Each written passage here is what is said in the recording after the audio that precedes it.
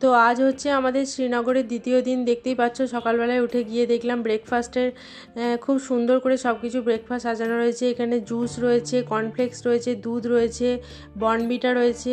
আর যে দাদাটার কথা তোমাকে আমি প্রথমেই বলছিলাম যে উনি খুব হেল্পফুল, আমাদের খুব খাওয়া দাওয়ার পরে খুব আতিথেয়তা করেছিলেন। তো উনি আমাদের ঢাকাগুলো খুলে খুলে দিচ্ছিলেন যে দেখুন কী কী আছে। তো দেখতেই পেলে এখানে লুচি, তরকারি, চাউমিন আর ডিম সেদ্ধ রাখা রয়েছে। তো যার যেটা পছন্দ বাটার সেটাই নেবে। তো আমাদের সবাই যেটা 12 মাস বাড়িতে খায় সেটাই খেয়েছিল।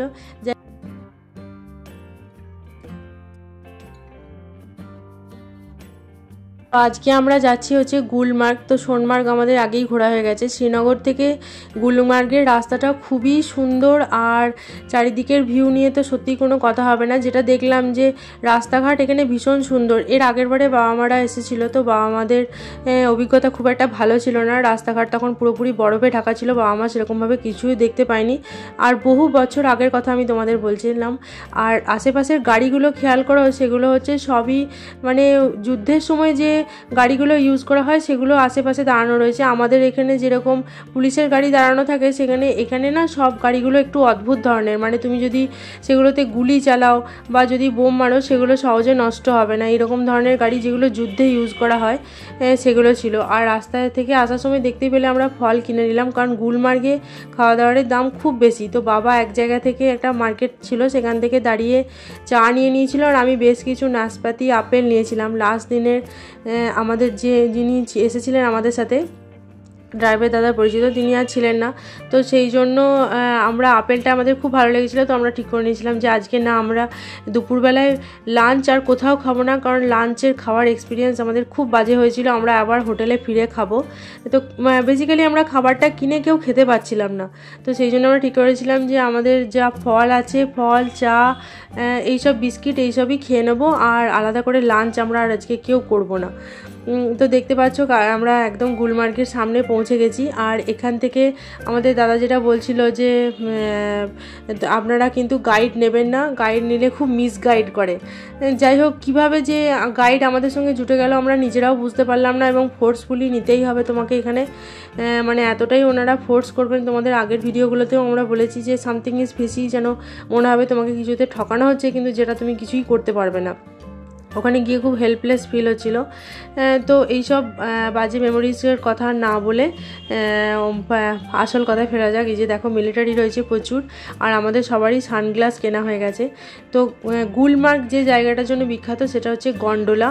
আর এই গন্ডোলাটা না ভারতবর্ষের এই যে কাশ্মীরের যে গুলমার্গের যে গন্ডোলাটা, এটা ভারতবর্ষের মধ্যে বিখ্যাত, এবং গোটা পৃথিবীর লোকও এখানে এই গন্ডোলাটার জন্যই আসে। তো আমরাও খেয়াল করছিলাম অনেক ফরেনার্স এসেছিলো, ভেতরে গিয়ে তোমরা পরে দেখতে পারবে। তো বেশ কিছুটা সময় ছিল, তো সেই জন্য আমরা বাইরে ওয়েট করছিলাম। দুটো ফেজের গন্ডোলা হয়, তো আমরা দুটো ফেজেরই আমাদের টিকিট কাটা ছিল। তো পরে একটা ঘটনা ঘটেছিল, যাই হোক তোমাদের সেটা বলছি। তো দেখো কি সুন্দর ঘাস ফুল ফুটেছে। এই ঘাস ফুলের ফটো আগে দেখেছি, কিন্তু সামনে থেকে এরকম ঘাস ফুল ফুটে থাকতে দেখে খুব সুন্দর লাগছিল। আর অনেকটা চা যেহেতু কেনা হয়ে গিয়েছিলো, তো বাবা বলছিল চাটা এখানে কিছুটা খা, কারণ খেতে থাকলে সবার শরীর খারাপ করবে না। অনেকটা উপরে যেহেতু আমরা এসেছি, আর খুব ঠান্ডা ছিল কোকে, ওই জন্য আমি টুপিটা পরিয়ে দিয়েছিলাম। ঠান্ডার মধ্যে একদম দেখো ধোয়া ওঠা চা। তো গন্ডোলার রাইড শুরু হয়ে গেছে। এতক্ষণ শুরু ছিল না, সেই জন্য আর কি স্টার্ট হয়নি বলে আমরা বাইরে ওয়েট করছিলাম। তো যেই স্টার্ট হয়েছে আমরা ভেতরে এলাম, আর কোকো একটা ফুল নিয়েছিল। আর ভেতরের লাইন দেখে খুব ভয় লাগছিল, কারণ মা কতটা লাইনে যেতে পারবে সেটাই আমাদের সন্দেহ হচ্ছিল। যাই হোক, গাইড নিয়ে একটা জিনিস আমাদের ভালো হয়েছিল, আমরা তো সবাই লাইন দিয়ে এসেছিলাম, কিন্তু মাকে উনি অনেকটা হেল্প করেছিলেন যাতে লাইনটা না দিতে হয়। লাইন মানে প্রায় 1-1.5 ঘন্টার ওপরে আমরা লাইন দিয়েছিলাম। দেখতেই পাচ্ছ চারিদিক থেকে গোল গোল গোল গোল করে এরকম চ্যানেল করা আছে, চ্যানেলের মাধ্যম থেকে ঘুরে যেতে হচ্ছিল, কারণ প্রচুর সার্চিং এখানে করে তারপরেই ওপরে পাঠানো হচ্ছে। মানে রীতিমতো এখানে যারা মিলিটারি লোক ছিল, মেয়ে মিলিটারিও ছিল অনেকে, মহিলা এবং পুরুষও ছিল, যাদের ছেলেদের এবং মেয়েদের ইন্ডিভিজুয়াল আলাদা আলাদা করে চেকিং করা হচ্ছিল। কারণ ভেতরে গন্ডোলার মধ্যে যদি ধরো কোনো আপত্তিকর ঘটনা ঘটে, যেটা ঘটা একদমই উচিত না, এরকম যদি কেউ মানসিকতার মানুষ গিয়ে থাকে, তো সেটা আগে থেকে তো তার জন্য সাধারণ মানুষের ক্ষতি হয়ে যাবে। সেজন্য যতটা সম্ভব মিলিটারি লোক আমাদের প্রোটেকশন দেওয়ার চেষ্টা করছিল। আর এই দেখো আমি ফুলটা মাথায় লাগিয়ে নিয়েছিলাম, যে এত সুন্দর ফুলটা কোথায় আর ফেলবো। তো তো ব্লু কালারের টি শার্ট পরা যাকে দেখতে পাচ্ছ উনি ছিলেন আমাদের গাইড। তো আমাদের আস্তে আস্তে এক একটা ফ্যামিলি অনুযায়ী সবাই গন্ডোলার মধ্যে উঠছিল। আর গন্ডোলাটা না পুরোপুরি থামে না, মানে খুব স্লোভাবে যায়, আবার তার মধ্যে থেকে ওই রানিং গন্ডোলার মধ্যে তোমাকে উঠতে হবে। তো কোকোকে নিয়ে আমার বেশ টেনশন হচ্ছিলো যে কোকো কী করবে। আর গন্ডোলার টিকিটটা বাবা অনেক দিন আগে থেকে আমাদের ট্রাভেল এজেন্সি যার মাধ্যম দিয়ে আমরা গিয়েছিলাম, ওখানকার লোকাল ট্রাভেল এজেন্সি, তো উনি যথেষ্ট ভালো ছিলেন, তো উনি আমাদের কেটে দিয়েছিল। যাই হোক, কিছু টাকা যদি তুমি ট্রাভেল এজেন্সির মাধ্যম দিয়ে কাটো তাহলে এটা এমনিও কাটা যায় যদি তোমরা সার্চ করে দেখো, আর যদি ট্রাভেল এজেন্সির মধ্যে দিয়ে কাটো তাহলে কিছুটা বেশি লাগবে। তো গন্ডোলায় উঠে সবার ক্যামেরা অন হয়ে গিয়েছিল, কারণ এত সুন্দর ছিল বাইরেটা, সবাই নিজের নিজের মতো ফটো তুলছিল। আর যখন পুরোপুরি বরফে ঢেকে যায়, মানে ডিসেম্বর জানুয়ারি এরকম মাসের সময় এই জায়গাগুলোয় নাকি পুরোপুরি এই গাছের ওপর পর্যন্ত বরফ থাকে, তখন এগুলোতে গন্ডোলা তো চলেই, কিন্তু স্লেজ গাড়ি করেও ওঠানামা করা যায়। তো আমাদের যিনি গাইড ছিলেন উনি আমাদের বলছিলেন আর ফটোও দেখাচ্ছিলেন। তো যে ব্যাপারটা তোমাদের আগে বলছিলাম, উনি কিন্তু আমাদের আগে একদমই বলেনি যে ফেজ 2 এর গন্ডোলা বন্ধ আছে। তো সেই জন্য কি হলো, আমরা ওপরে গিয়ে মানে কি করব বুঝে উঠতে পারছিলাম না। তো ওপরে গিয়ে যখন জানতে পারলাম যে ওপরে ফেজ 2 এর গন্ডোলা বন্ধ আছে, তো ফোর্সফুলি আমাদের পনি রাইড করতে হয়েছিল, যেটা আমাদের ক্ষেত্রে খুব একটা বিপজ্জনক ঘটনা ঘটেছিল, কারণ কোকোর বাবার হাতটা একদম কেটে গিয়েছিল, যে পনির যে হ্যান্ডেলটা থাকে সেখানে কেটে গিয়েছিল ওর হাতটা।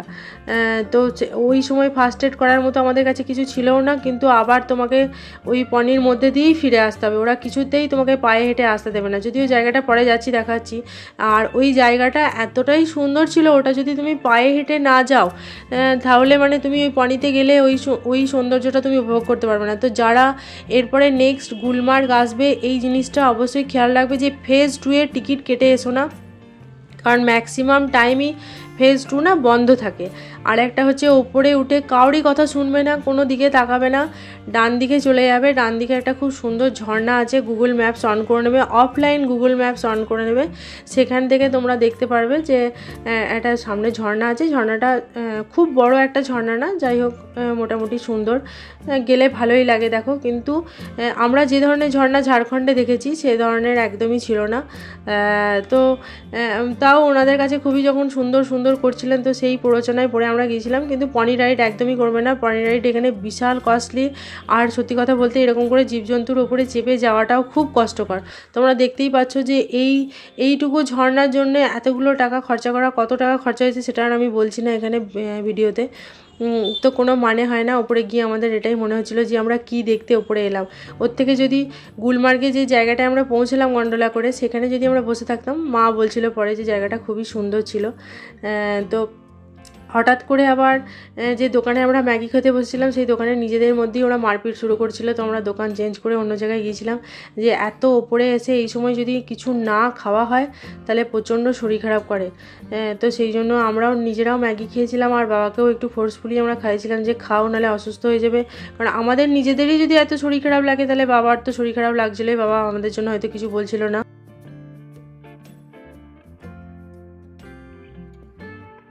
তো গুলমার্গ যারা আসছো তারা এই কয়েকটা জিনিস মাথায় রাখবে, সেটা হচ্ছে যে খুব বেশি এক্সপেকটেশন নিয়ে এসো না। খুব যে সুন্দর কাশ্মীরের আরও অনেক সুন্দর সুন্দর জায়গা আছে, গুলমার্গটা একটু বেশি হাইপে চলে রিলসের জন্য বিশেষ করে, কিন্তু গুলমার্গের থেকেও আমার মনে হয় অনেক সুন্দর সুন্দর জায়গা আছে। এর পরের ভিডিওতে তোমরা দেখতে পারবে যে দুধপাত্রি বলে আমরা একটা জায়গায় গিয়েছিলাম, সেটা এতটাই সুন্দর ছিল যে মানে সমস্ত কিছুকে ছাপিয়ে গিয়েছিল। যাই হোক, আজকের ভিডিও এখান পর্যন্তই। কেমন লাগলো অবশ্যই কমেন্ট করে জানাবে। আর কোকো দেখো, কোকোর দুষ্টুমি চালিয়ে যাচ্ছে। আর ভালো লেগে থাকলে একটা লাইক করো, তোমাদের ফ্রেন্ডস অ্যান্ড ফ্যামিলির সাথে শেয়ার করো। আর আমরা ভালো আছি, সুস্থ আছি, এই ভিডিওগুলো দেখে তোমরা একদমই ভেবো না যে আমরা কোনো বিপদের মধ্যে আছি। যাই হোক, আমরা সেফলি বাড়ি চলে এসেছি, তো তারপরেই আমি ভিডিওগুলো ছাড়ছি। তো কেমন লাগলো অবশ্যই কমেন্ট করে জানাবে। দেখা হচ্ছে খুব তাড়াতাড়ি নতুন একটা ভিডিওর সাথে। টাটা।